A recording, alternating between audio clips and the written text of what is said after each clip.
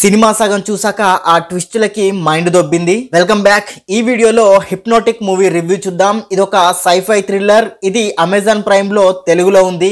ఈ సినిమా కథ విషయానికి వస్తే, హీరో ఒక పోలీస్ ఏజెంట్. తన కూతుర్ని ఎవరో కిడ్నాప్ చేస్తారు. చాలా కాలం వెతికినా కూడా తన కూతురు ఆచూకీ కూడా దొరకదు. మరోపక్క ఒక ముసలి వ్యక్తి బ్యాంకు సెక్యూరిటీకి హిప్నటైజ్ చేసి బ్యాంకు లాకర్ లోని ఒక బాక్స్ ని దొంగలిస్తాడు. ఆ బాక్స్ లో తప్పిపోయిన హీరో కూతురి ఫోటో ఉంటుంది. అసలు ఆ వ్యక్తి ఎవరు, ఎందుకు ఆ పాప ఫోటోని దొంగలించాడు, ఎందుకు అందరికి హిప్నటైజ్ చేసి ఒకరినొకరు చంపుకునేలా చేస్తున్నాడు, హీరోకి తన కూతురు దొరుకుతుందా లేదా అనేదే ఈ సినిమా మెయిన్ స్టోరీ. ఈ సినిమాని ఫ్యామిలీతో చూడొచ్చు, అడల్ట్ కంటెంట్ లేదు.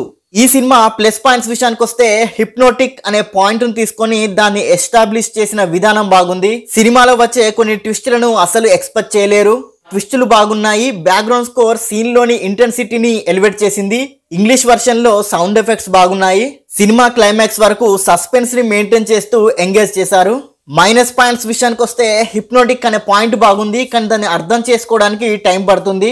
ఈ సినిమాని కొంచెం మైండ్ పెట్టి చూడాలి. నార్మల్ మూవీస్ లాగా చూస్తే ఈ సినిమా కొంచెం కన్ఫ్యూజ్ చేస్తుంది, అర్థం కాదు. తెలుగు డబ్బింగ్ బాలేదు.